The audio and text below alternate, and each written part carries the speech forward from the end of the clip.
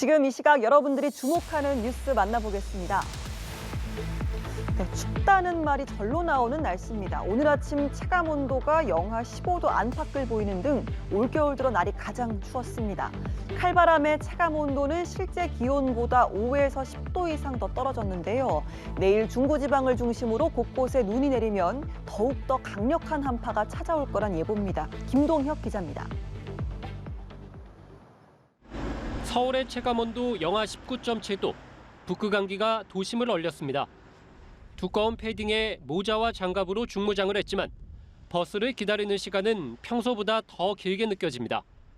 칼바람이 몰아치면서 몸으로 느껴지는 추위가 특히 심했습니다. 영하 24.9도를 보인 강원도 설악산의 새벽 시간대 체감온도는 영하 43.1도였습니다. 전국에 내려져 있던 한파특보는 다소 완화됐지만 여전히 강원에는 한파경보가, 경기와 충북, 경북에는 주의보가 발령 중입니다. 서울 등 중부지방을 중심으로 많은 눈이 내린 뒤 날은 더 추워집니다. 특히 서울을 포함한 수도권과 강원 내륙, 충청 내륙을 중심으로는 대설특보가 발표될 가능성도 있으니 이에 대한 철저한 대비가 필요하겠습니다.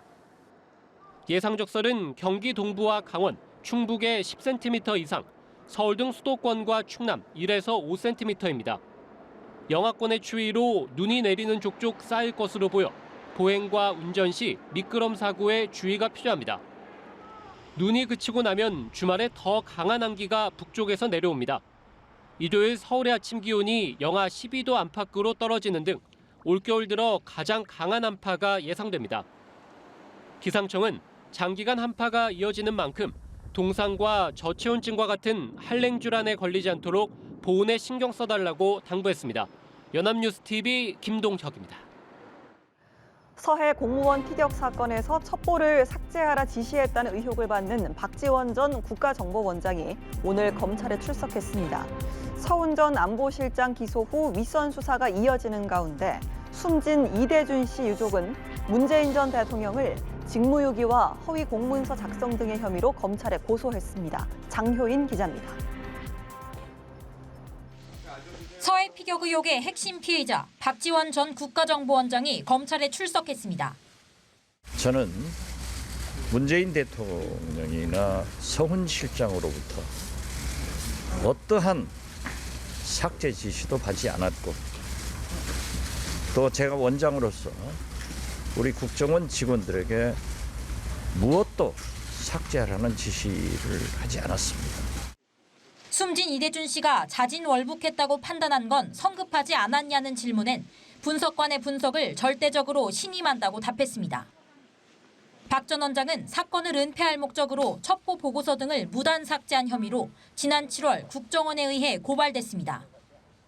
감사원 감사 결과에 따르면 국정원은 사건 다음 날 새벽 관계장관 회의가 열린 이후 자료 40여 건을 지웠습니다. 검찰은 회의에 나온 박 전 원장이 서 전 실장에게서 보안 유지 지시를 받고 자료를 삭제하라고 시켰다고 의심합니다. 박 전 원장은 검찰에서 사건 첩보를 삭제하라는 지시를 받지도 하지도 않았다고 진술했습니다. 직원들의 보안 철저를 주문했지만 청와대와 무관하고 관련 기관 실무자끼리 주고받은 연락에 관해선 모른다는 입장으로 알려졌습니다. 이런 가운데 이 씨 유족은 문 전 대통령을 직무유기와 허위 공문서 작성 등 혐의로 검찰에 고소했습니다. 최초 서면 보고 뒤에도 구조를 지시하지 않아 직무를 유기했고 자진 월북을 단정한 해양경찰의 수사 결과 발표를 승인했다는 겁니다. 정책의 판단으로 국정을 수행했다는 변명으로 넘어갈 사항이 아니었고 거짓의 수사와 잘못된 발표로 저와 우리 가족들은 더 힘들게 하였습니다. 윗선 수사가 마무리를 향해 가는 상황. 검찰은 남은 전 정부 인사들의 신병 처리 방향을 검토하는 한편 문 전 대통령의 관여 여부도 확인할 계획입니다. 연합뉴스TV 장효인입니다. 주 52시간 근로제가 적용된 지 만으로 3년째입니다. 이를 사실상 폐지하는 것을 골자로 하는 노동시장 개혁안이 최근 나왔습니다. 미래노동시장연구회가 주마다 근로시간을 계산하지 말고 1개월이나 3개월, 6개월 등 통틀어서 계산하는 방식을 정부에 권고한 건데요. 이렇게 되면 주당 최대 69시간을 일할 수 있게 됩니다. 시민들의 생각을 박상률 기자가 들어봤습니다.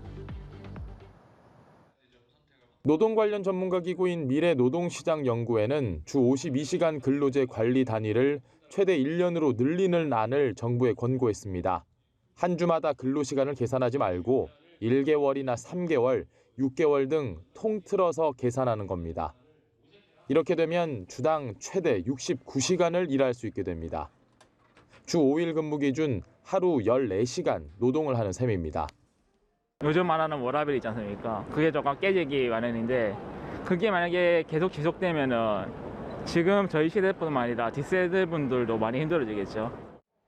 다만 권고안에는 근로시간 관리 단위를 늘릴 경우 근로시간 총량을 축소해야 한다는 내용도 포함됐습니다. 일을 많이 한 만큼 충분한 휴식도 보장한다는 취지입니다. 이번 권고안이 특정 기간에 집중적으로 일을 많이 해야 하는 노동자들에겐 필요하다는 의견도 있습니다. 일을 더 하고 싶은데 못하는 상황이 있을 수도 있으니까 근데 뭐 급여만 잘 챙겨준다면은 저는 아무런 문제가 없다고 생각합니다.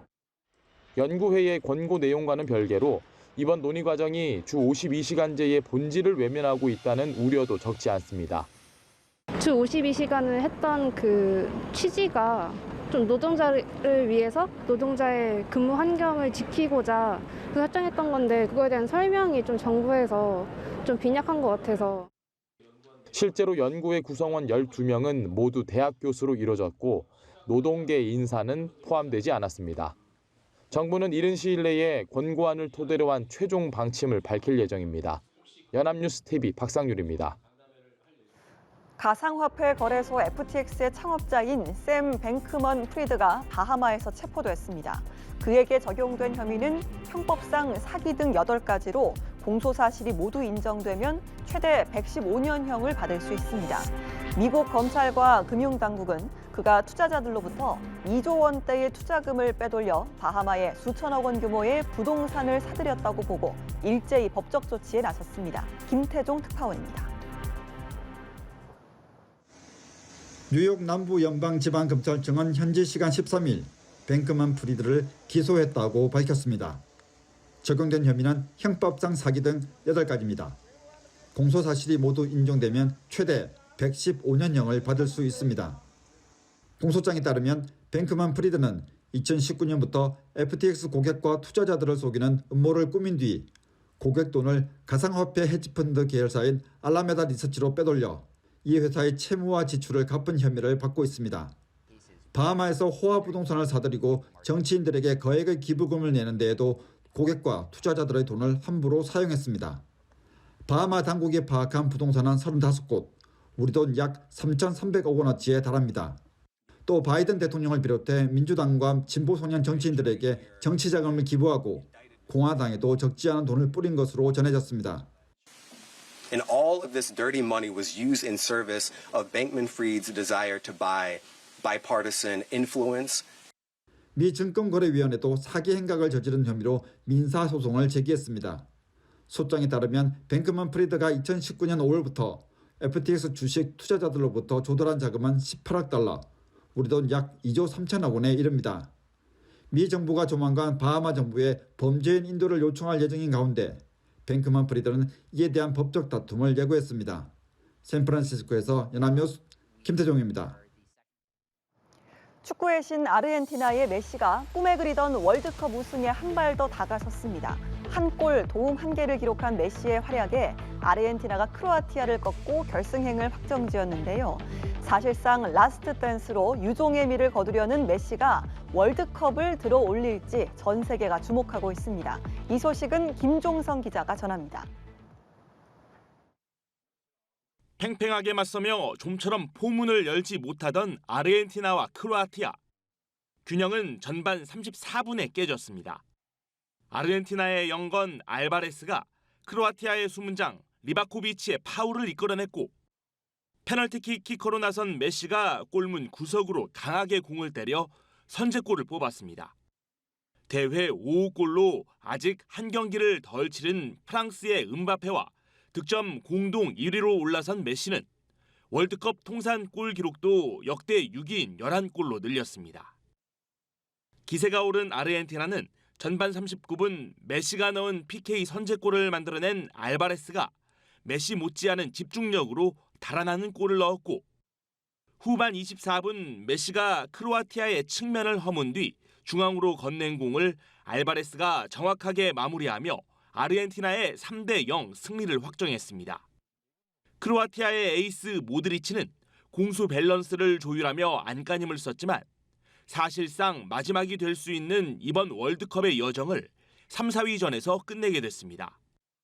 메시의 아르헨티나는 프랑스, 모로코전 승자를 상대로 오는 19일 36년 만에 월드컵 우승을 노립니다.